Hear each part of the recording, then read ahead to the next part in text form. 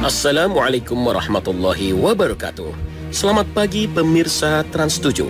Khazanah Ensiklopedia Islam Dunia pagi ini kembali hadir ke hadapan Anda untuk berbagi informasi Islami. Semoga menginspirasi dan menjadi motivasi aktivitas Anda hari ini.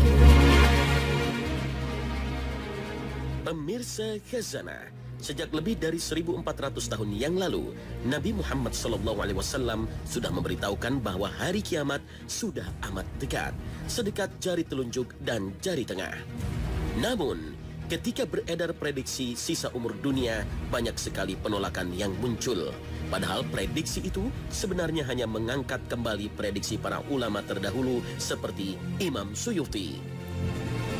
As-Suyuti memang pernah mereka-reka sisa umur dunia berdasarkan hadis Nabi yang menyatakan bahwa bila keseluruhan umur dunia ini diibaratkan sebagai satu hari penuh, maka masa yang akan dilalui umat Islam adalah asar hingga maghrib. Berdasarkan hadis ini, As-Suyuti kemudian mencari-cari data tentang umur dunia saat kedatangan Nabi Muhammad dari sejumlah riwayat, lalu menyimpulkan bahwa masa yang akan dilalui umat Islam adalah sekitar 1500 tahun. Memang prediksi ini menuai penolakan banyak pihak, tapi ini hanyalah perhitungan berdasarkan keterangan yang disampaikan Nabi SAW. Apakah memang kita saat ini sudah di penghujung zaman? Saat ini, kita memang hidup di penghujung atau akhir zaman. Artinya, pertama, kita berada pada zaman Nabi terakhir, Nabi Muhammad SAW, dan tidak akan ada Nabi lain setelahnya. Dan kedua, kita hidup di akhir zaman berdasarkan perhitungan keseluruhan umur dunia yang memang sudah tua. Nabi mengibaratkan bila umur dunia sejak penciptaan hingga hari kiamat kelak adalah sehari penuh, maka umat Muhammad lahir pada waktu asar. Nabi SAW bersabda, "Sesungguhnya masa yang akan kalian tempuh dibandingkan dengan waktu yang telah ditempuh oleh umat-umat sebelum kalian adalah bagaikan jarak waktu antara sholat asar hingga tenggelamnya matahari." Hadis riwayat Bukhari dari Ibnu Umar. Dalam kesempatan lain, Nabi SAW juga menegaskan, "Aku diutus menjadi Rasul sementara jarak waktu dengan hari kiamat bagaikan dua jari ini." Anas berkata, beliau memberi isyarat dengan jari tengah dan jari telunjuk. Hadis riwayat Bukhari dan Muslim dari Anas bin Malik.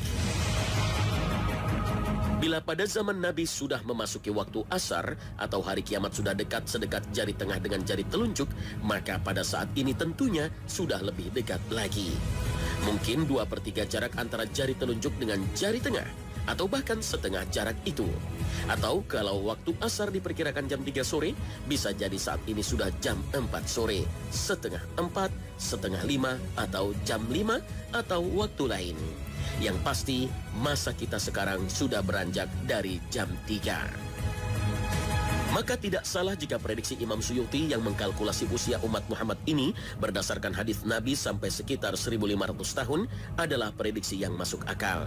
Mengapa?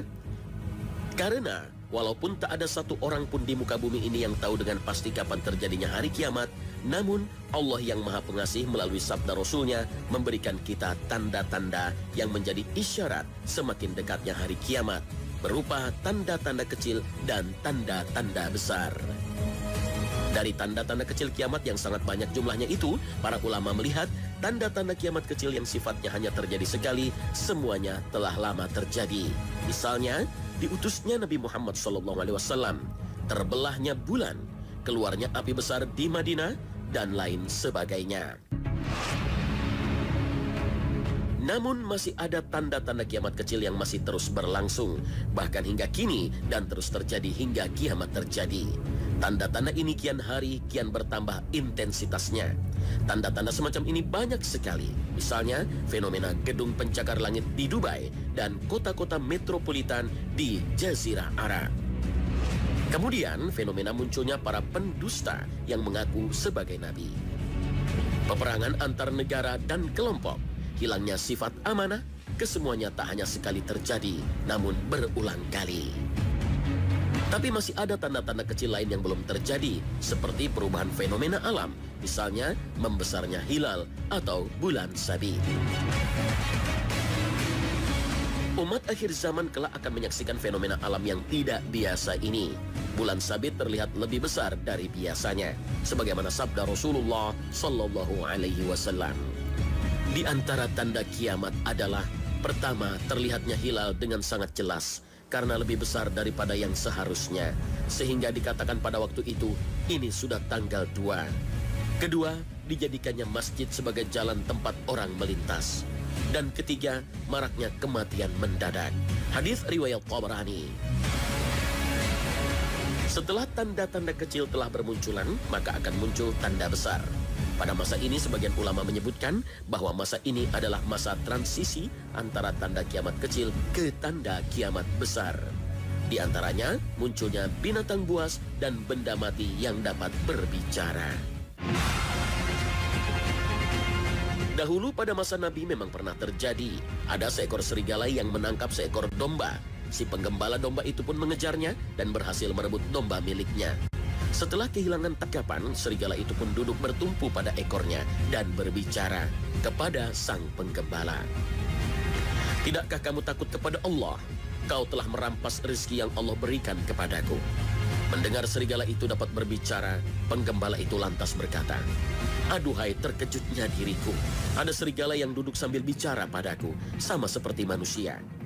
Serigala itu lantas kembali menyahut, maukah aku kabarkan kepadamu yang lebih aneh dari itu? Yaitu Muhammad yang berada di Yastrib.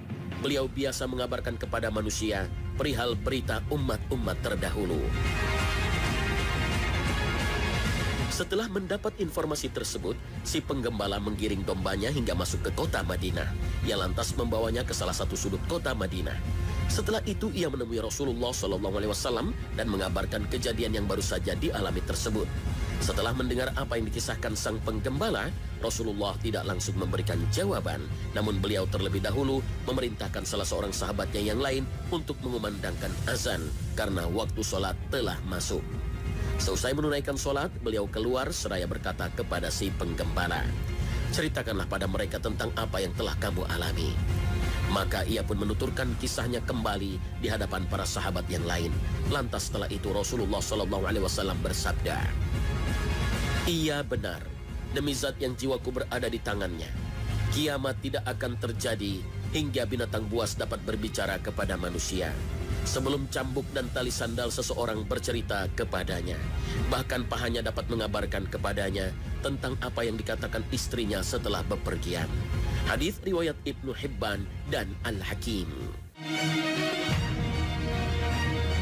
Peristiwa ini memang sebuah perkara di luar kebiasaan, sebagaimana nanti di akhirat anggota badan kita menjadi saksi bagi dirinya sendiri. Allah Ta'ala berfirman, pada hari ini kami tutup mulut mereka, dan berkatalah kepada kami tangan mereka, dan memberi kesaksianlah kaki mereka terhadap apa yang dahulu mereka usahakan. Al-Quran Surah Yasin ayat 65.